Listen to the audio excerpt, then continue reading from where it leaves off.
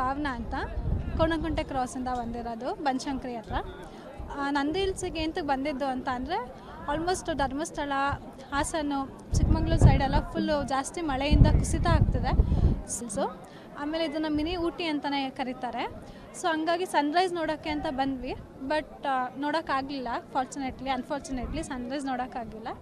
So ಅಷ್ಟೇ. Weather ಚೆನ್ನಾಗಿದೆ, ತುಂಬ ಫುಲ್ ಫಾಗ್ ಎಲ್ಲ ಚೆನ್ನಾಗಿದೆ, ಎಂಜಾಯ್ ಮಾಡ್ಬೋದು. ಬೆಸ್ಟ್ ಪ್ಲೇಸ್, ವೀಕೆಂಡಲ್ಲಿ ಬರ್ಬೋದು ಅಷ್ಟೇ. Thank you.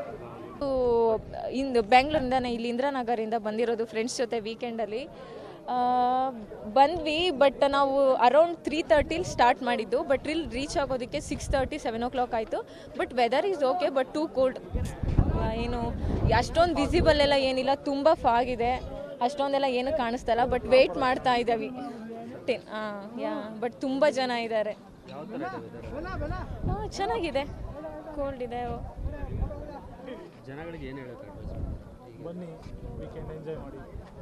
ಏನು ಹೇಳೋಕೆ ಅಡ್ವೈಸ್ ಅಂತ ಏನು ಮಾಡಲಿ, ಒಳ್ಳೆ ಕಡೆ ಎಲ್ಲ ಇವಾಗ ರೆಸ್ಟ್ರಿಕ್ಟ್ ಮಾಡಿದಾರಲ್ವಾ, ಬೀಚಸ್ಗೆಲ್ಲ. ಸೊ ಆ ಕಡೆ ಹೋಗಿ ತೊಂದರೆ ಆಗ್ತಾಯಿದೆ ಅವ್ರಿಗೆಲ್ಲ. ಫ್ಯಾಮಿಲಿ ಜೊತೆ ಎಲ್ಲ ಹೋಗಿ ಫ್ಲಡ್ ಆಗಿ ಅಲ್ಲಿ ಹೋಗೋದ್ಕಿಂತ ಬಂದಿಲ್ಲ, ಎಂಜಾಯ್ ಮಾಡ್ಕೊಂಡು ಹೋಗಿ ಅಂತ ಹೇಳೋಕೆ ಇಷ್ಟಪಡ್ತೀನಿ.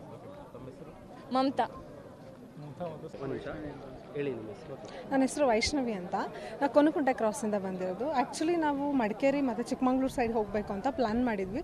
ಬಟ್ ಇವಾಗ ಅಲ್ಲಿ ಮಳೆ ಜಾಸ್ತಿ ಇರೋದ್ರಿಂದ ಸೊ ಹೋಗೋಕ್ಕಾಗ್ತಿಲ್ಲ. ನ್ಯೂಸಲ್ಲೆಲ್ಲ ನೋಡಿದ್ರಿಂದ ವೀಕೆಂಡಿಗೆ ಅಂತ ಹೇಳಿ ನಂದಿ ಹಿಲ್ಸಿಗೆ ಪ್ಲ್ಯಾನ್ ಮಾಡಿ ಬಂದಿದ್ದೀವಿ. ವೆದರ್ ಮಾತ್ರ ತುಂಬ ಚೆನ್ನಾಗಿದೆ.